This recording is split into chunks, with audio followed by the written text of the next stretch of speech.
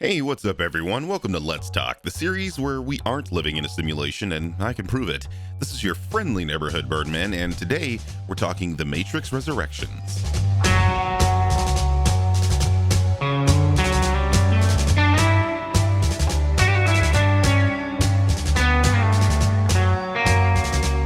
So, The Matrix Resurrections is the fourth film in the Matrix series, and as such, tells the story of what happened after the events of Revelations, after Neo sacrificed himself to save humanity. And somehow, the premise itself is something of a misnomer, because the film treats the previous three films as a video game created by Thomas Anderson, a somewhat burned out video game developer that created a realer-than-reality video game series called, you guessed it, The Matrix. As well as the character of Neo being a fantasy version of himself, Thomas has based elements of this video game on his real life, such as the woman he often sees in a coffee shop, to his arch-nemesis being his domineering business partner. Thomas goes through his life feeling that there is more to his story than he knows, and, well, this is a Matrix movie, so there might just be. When watching this film, the first thought that went through my head was, this is exactly like Total Recall. And that's not a bad thing, because Total Recall is one of my favorite science fiction films of all time, and it's an absolute blast if you've never seen it.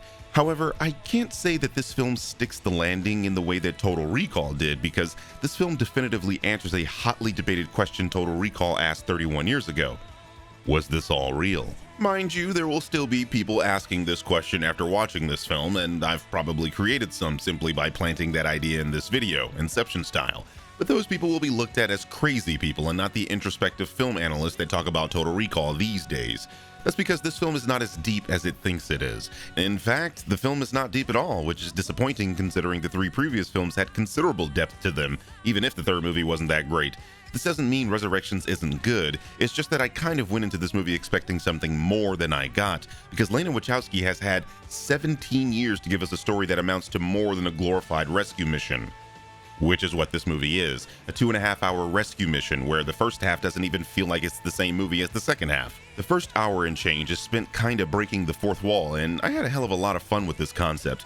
Here at the Birdman, we love us some meta humor, and boy does this film have it. In fact, that might be one of the tonal issues with the film if you're going in expecting depth. The first half of Resurrections is a comedy. I feel like the MCU is going to catch some strays from the general populace because it seems all movies these days have to overdo it with the comedy, and MCU haters are going to point to the MCU. I just got a feeling. Anyway, just like Wes Craven's New Nightmare, this film has a lot of fun poking at the previous movies, and here is where the film is its most enjoyable. Subverting the audience's expectations about what is real and what is not is what The Matrix is all about. And then we get to the second half of the film, which can be best described as we're obviously setting up for a sequel. As I mentioned earlier, the rest of the film is a rescue mission, which isn't inherently a bad thing, but the pacing for this is way off and it took way too long to reach a conclusion you could see coming from a mile away. This is what I mean by there isn't much depth here. The film isn't doing or saying anything. It's just a run-of-the-mill rescue flick with pretty action sequences tossed in occasionally. And even those come across as somewhat sterile and shot far too close to the actors, perhaps to hide how unathletic they are. I mean, compare this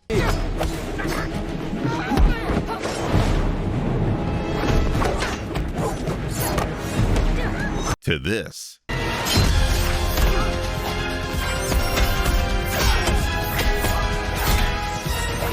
One of these movies looks like it was made 17 years ago, and the other is The Matrix Reloaded. So I have a lot of problems with this movie that prevent me from being overjoyed that it exists, especially considering I'm a huge Matrix fanboy and The Matrix is my second favorite film of all time. But I will say the aspects of this film that I did enjoy do a lot of heavy lifting and leave me satisfied enough that I am anticipating a sequel.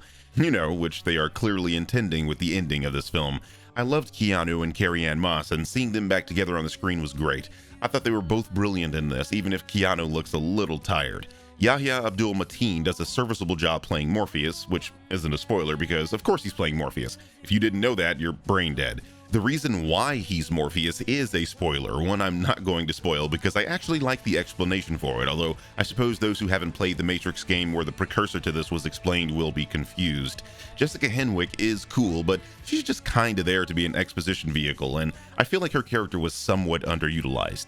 All in all, I had a good time with this movie, but it has more than a few issues that stop it from being brilliant. The question I ask myself when I write these reviews is, did this film accomplish the goal it set out to accomplish? Usually I have a straight answer because I'm good at this shit. But this time, while I wanted to answer yes, I can't really tell if Lena wanted to tell a funny and meta rescue mission story, or if she has hidden nuanced political messaging under the layers of blue and red pills in an attempt at reclaiming what that allegory meant.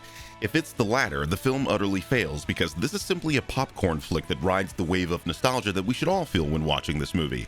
If the former, The Matrix Resurrections is more than deserving of this C+. I feel like my review comes across more negative than I intended, which is a shame because I am recommending people check this out. I guess I was expecting something more speculative fiction from a series that was born of Ghost in the Shell, the granddaddy of modern speculative fiction. What we actually got here was easily digestible science fantasy, and while I do like that on occasion, I suppose my hard sci-fi itch wasn't scratched here, and that could just be a me problem. Anyway, let me know what you guys think in the comment section below. This has been your friendly neighborhood Birdman, and I'll catch you in the next one. What the dog?